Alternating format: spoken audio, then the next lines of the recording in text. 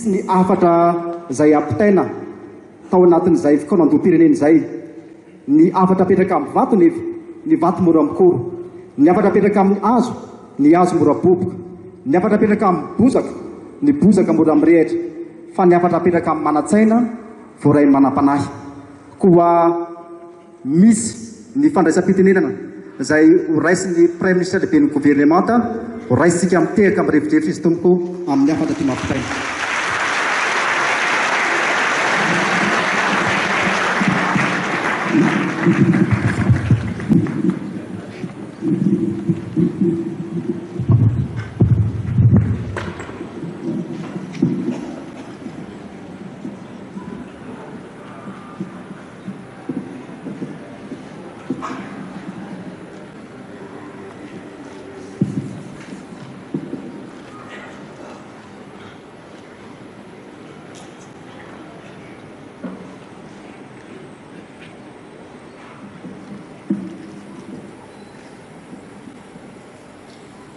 Andriamatoa filohan'ny République de Madagascar,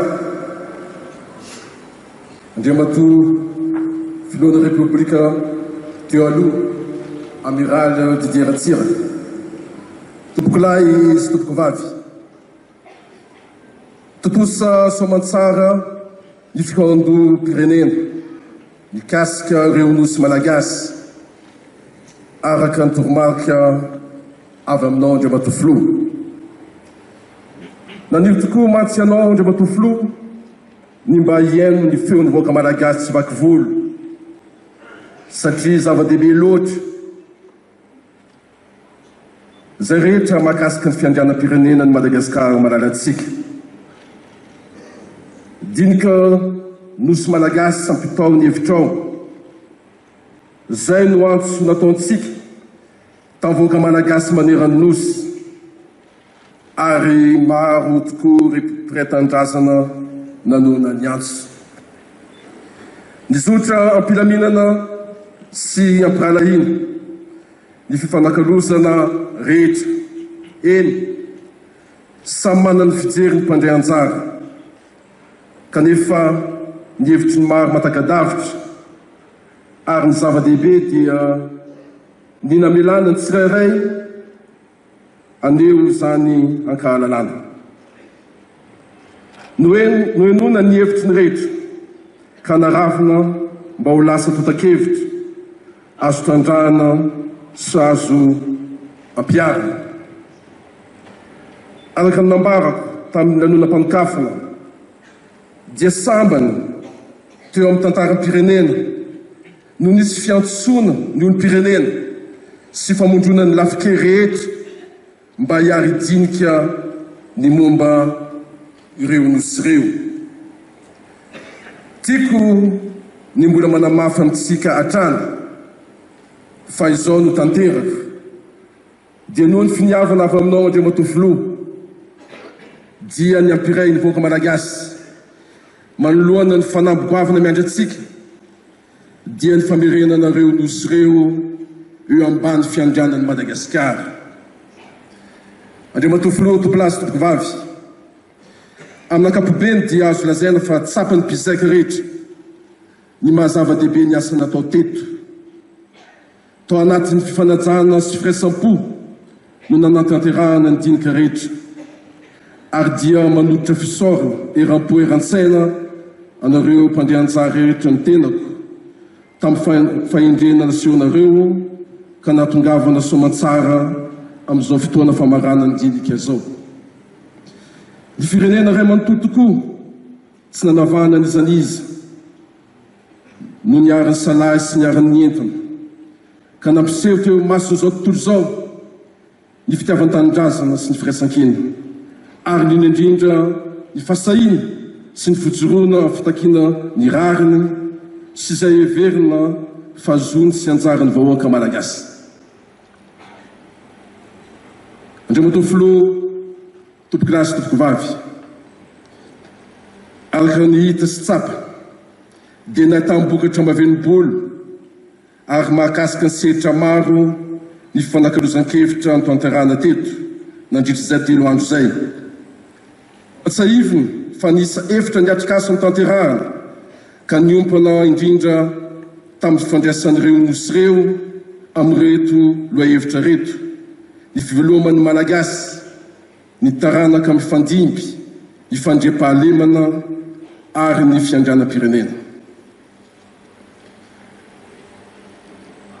Raha ravina ireo evi-dehibe tamin'ity fianana ity dia ny vohitra, ny fitakina, ny amerenana ny fiandrianam-pirenena malagasy amin'ny vondronosy sambatra, nosy kely, ny nosy bedimaky ary ny nosy ampely.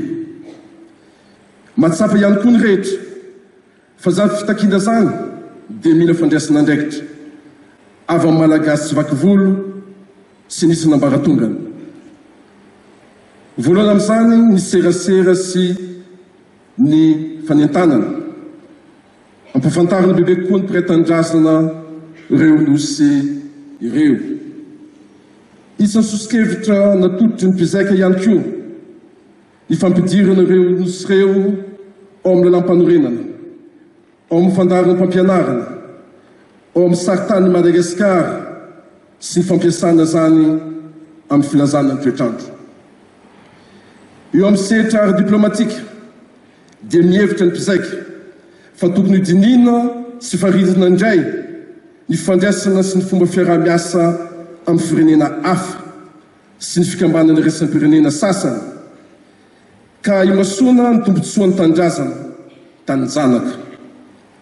Omena laharam-pahamena araka izany ireo mpiara-miombonantoka manaja ny fiandrianam-pirenentsika. Ao amin'ny sehatra diplomatika izay ihany dia natsidika ny tokony hitondrana izao dinika izao eo anivon'ny sehatra iraisam pirenena. Manan-karena i Madagasikara eo amin'ny tontolo iainana ka mila paikady hitandrovana ny zavaboary amin'ireo nosy ireo mba ahafahana miantoka ny hoavin'ny taranaka mifandimby.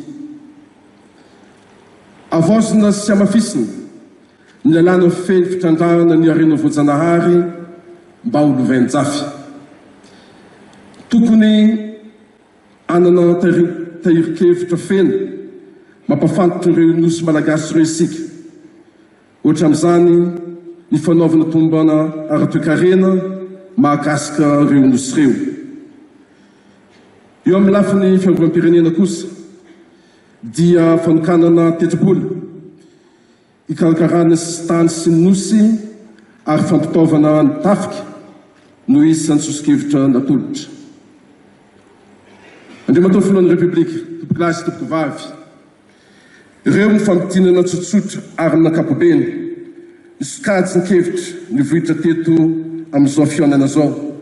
Saingy marina ihany koa fa maro ireo olon-tsotra na fikambanana eto an-toerana na anivelany nandray anjara amin'izao dinika izao tamin'ny alalan'ny fampitana ny atota-kevitra izay nanana ny tany amin'ny komity siantifika ary mbola raisina tanandroa izay mbola maniry ny anao an'izany.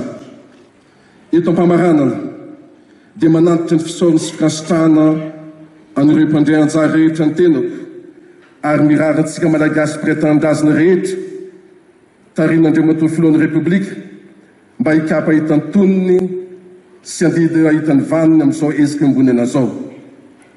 Ka zao dia voninahitra lehibe ho ahy amin'ny anaran'ny mpandray anjara sy mpizaika rehetra ny manolotra aminao ampanajana Andriamatoa filohan'ny Repoblika ny vokatra ny asan'ny tanterahana teto amin'ny fikandro-pirenena dinika nosy malagasy ampitaon'ny hevitrao. Misaotra tompoky lahy, mankasitraka tompoky vavy.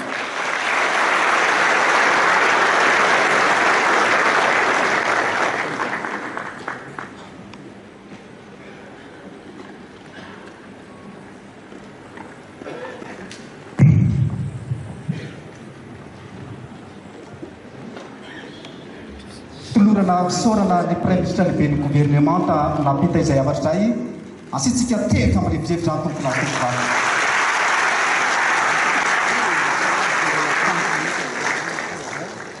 Fanalahidin'ny fifaliana tompoko ny tsikitsika.